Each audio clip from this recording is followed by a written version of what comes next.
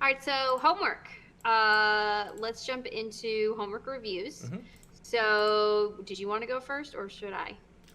Let me go first. Let me go first Okay. because I think mine will be a little shorter than yours, to be honest with you. Because What? I have nothing You but didn't respect for like what I the give you. ugly truth? Hold on, hold on. First off, this movie made me respect Gerard Butler a little bit more than the. Previously, I saw him as Russell Crowe, basically just driving around the world in his tugboat, starting fights. If you ever watched South Park. Okay. Anyways, so this gave me a whole different aspect of how he is an actor, and I remember watching this before in the past, but I didn't know if I watched it like on a date where I didn't catch it all the way through, or if it was just on the background. But I remember bits and pieces. I related to this movie extremely well. In fact, I actually sent it to a friend and was like, do you see what I'm talking about here? They haven't got back to me Oh on my it. god. But there were like the elevator scene where they're going up on the elevator and Mhm. they end up finally just being like, and then she goes off in her room and dude surprises her. The perfect guy in her eyes, Yeah. being there, and she realizes, I've liked the idea of perfection, but perfection is Mhm. something that is not on paper or resume Yeah. situation, all that whole 9 years. I really liked the comedy in it. Wasn't too forced. Like I said, related to Gerard Butler, not because obviously I'm not as good looking as that man is, No, sorry. at all, but his ruthless, ugly, solid truth The ugly comedy. truth. Yeah, Yes. it comes through as him being a He was very fucking dick. honest. It comes through as him It being is. a fucking dick. But it's Yes. not. It's only a dick because nobody speaks the truth. And he'll tell you exactly how it is, which Exactly. I can relate to. I'm known at work as Deadpool by my coworkers because they're like, Oh. I swear to you, Vernon, Big Vern. I love that guy. Huge dude, great music, big in the church. And he calls me Deadpool because he's like, if you have a question and you want a specific answer, don't ask Matt. But if you want a genuine, honest one, ask him. But just be warned, if you ask him, He'll be flat I'm out honest. Like it is. It's that's what I brutal loved honesty. about it. That's what I loved about it. I told my supervisor, I got three Matts. The answer you want to hear, the corporate version answer, and the I'm going to be just fucking blunt with you, I Honest. don't care how you feel answer. And it's hard to. I felt like I related his character pretty solid with that because he does put it on as a front, but it's not really a front of not who he is. He's just giving that respect to people by telling him how it is. He may be wrong. In a few instances, he was wrong about about what he was saying, but it's just based on his past and his, I'd say, the damage he's taken over time. I honestly, Was it too cliche for you? Like 'cause there you were related to him, yes. there but were a from couple cliche moments. You related to him as a character, but from a story perspective, What's the name of that actress that played the girl offset him? Katherine Heigl. I'm not gonna lie, yeah, she moved up in my rankings there. That was great. They played off each other incredibly well. I could see them did. even like off screen being great friends, not just an on screen friendship or whatever it I've may heard be. that she's actually kind of a bitch to work for. Like Really? they killed her on. Yeah, they killed her on. I never watched Grey's Anatomy, but I heard Okay. they killed her off on Grey's Anatomy because she was so difficult to work with, Mhm. and she's actually been. Stated by multiple movies that she's difficult to work with, Okay. and you realize you don't see her that much anymore because the people have caught on that she's kind of a diva. So Yeah. I don't think she's anything like her character. I think she's a great actress. Then but I don't that think she's shows how anything great like of an her actress she was. Yeah.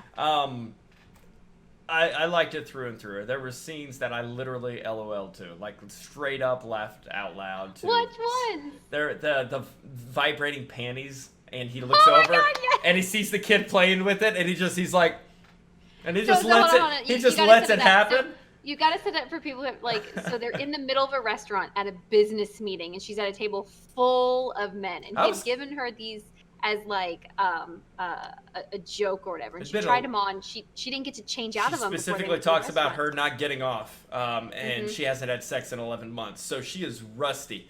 She putting those on and her getting just. She fucking came at the table. It was great. Standing up and like shaking and everything. She wore the vibrating panties that he gave to her to get warmed up. She dropped the remote out of her purse, and a kid picks it up, and a kid starts playing with it. Like, what is this? What is it? Hilarious scene. Gerard Butler sees it and just lets it happen. That's why I like his character, because a lot of people are like, whoa, and go over and fix it. You're not going to get another moment like that in your life to watch and witness the destruction that will occur with a woman at a serious business meeting coming at the table. You got to let that play out. You got to let it play out. So he leaves and he takes the remote. He's like, sorry, kid, this is my toy. And she's like, motherfucker, you knew he had it? He's like, only for about half the time. Oh, it was so funny. I haven't seen that movie in a while, but I remember that scene. That was really funny. It was an enjoyable movie. I think I want to be generous to it, because when I give the Steve Carell movie or whatever it was, did I give that Crazy Stupid Love? Yeah, did I give that like a C-? C-? All right, this is getting a C+. And you were so upset when I gave you this movie too. Because I don't want a tradition of you giving me rom-coms. I mean, I'm not gonna always give you a rom-com. I literally got told when I sent this to somebody, like, hey, have you seen this movie? They're like, does she always give you rom-coms? Like, no. It seems like she's always giving you rom-coms. I'm aware. I'm just giving that shout out. Jeez. That person knows who they are. So, C+. C+. Okay.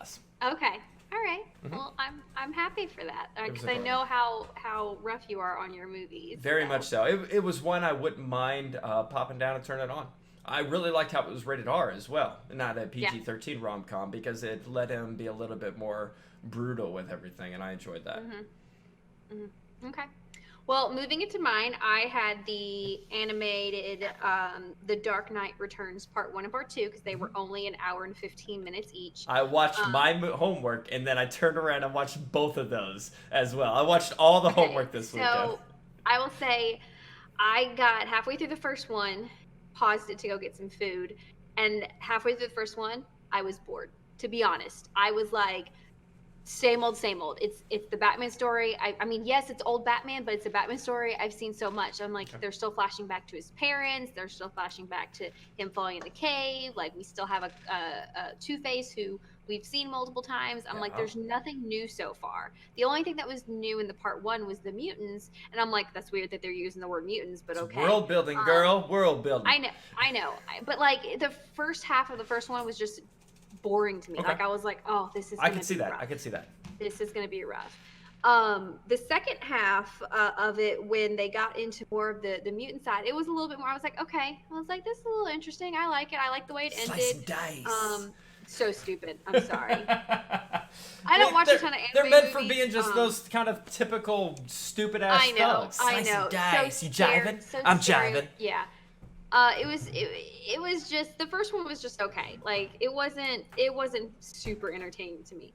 The second one is where I actually really got into it. I thought it was absolutely hilarious when you see Clark and Bruce talking out in like by the horses, and he's standing there with like his shirt comes to unbutton all the way down here, and he has an eagle, and his hair is like, yes. I'm like, what the fuck is this? I'm not gonna lie, when I was watching it right after mine, and I watched that scene, and fucking Superman does the whole, he goes and puts his arm out, with the bald eagle, and the bald eagle lands on his arm. I was like, I really hope S gets pissed at that scene, because that is perfect. It's so stupid. That's great. Like, are you serious? But it's perfect. Yeah. So I'm so happy. I'm so happy you got mad, because I specifically paused that scene. I was like, she better get this. I did really like when the Joker basically went into this like catatonic state when the Batman retired, because his whole existence is focused around the Batman, and I like their relationship. And then when the Batman comes back, he starts waking up. And we did mention when we watched the Joker trailer about him going on TV, and you think that that's going to be the scene from this movie is going to be in the Joker movie, and I really hope it is, because I was literally waiting for that scene was amazing. Like, he takes and breaks the coffee cup and like stabs his therapist. Yeah. And then, like, I mean, there were some dark moments in this movie. This was like, oh, this is serious. Yeah. Oh, okay. Like, He this is kills not a everybody kid's there, movie. and they're like tearing. Their claws are coming down the door, and you see the blood from the fingers, and everybody's laughing. That scene was intense, but then also They go into the theme park. Yes, like they're just killing people. Like when the Joker was running through that the like boating area with all the lovebirds, and he's just like killing everybody, and he's so happy, and I'm just like, this is dark as shit. Yeah. Like, oh my god, but it fits. Yeah. And then he finally he kills the Joker and everything, and he finally snaps. Yes, and the Joker's like feels like he won and everything. But what I found, like, you think that's going to be the end, like, it's that's he was the bad guy for the movie, and it keeps going. You're like, oh, because the other crisis going on, that they sent nuclear weapons, and the nuclear weapons explode just over the city, cuts out all the power and everything.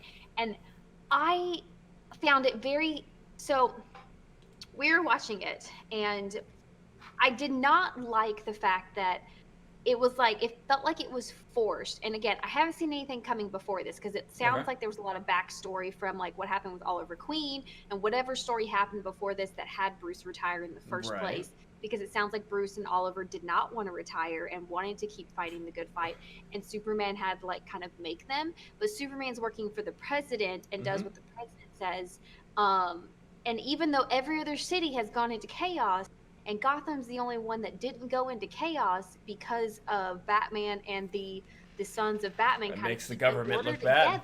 It makes them look bad, and so they want to kill Batman. And I'm like, and they've Superman's always like, didn't like it. They've like, always not liked it. I know they never liked him, but at the same time, like, you're seriously going to punish him because he did something better than you? But my problem is not with the government, because that makes sense for them to say that. But my problem is that Superman was just like, okay, yeah. No, I'll go along with that.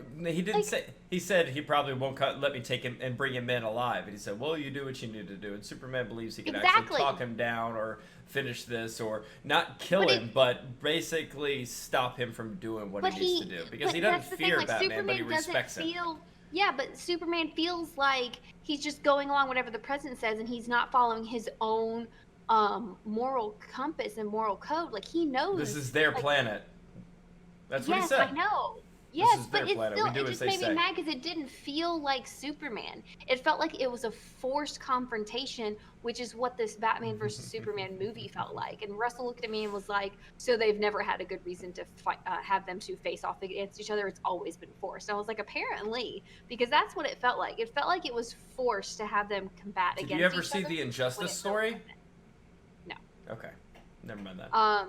But I liked at the end where he faked his own death.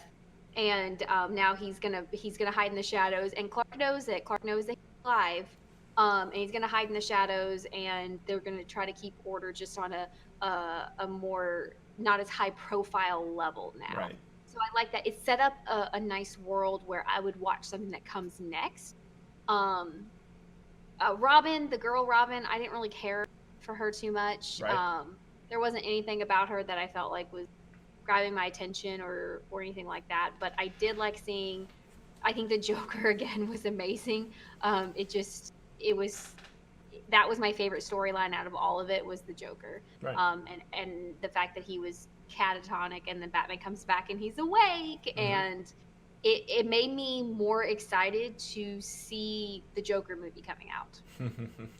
Yeah, you can see why I enjoyed that scene, seeing it kind of develop. And by the way, I was re-watching our video with that trailer, the Joker trailer, and there's a scene where standing out on stage like this, and it looks like the entire crowd isn't looking, you know how, okay, there's a character here, right here. The camera's behind him, so you see the back of the person, and then you see the crowd.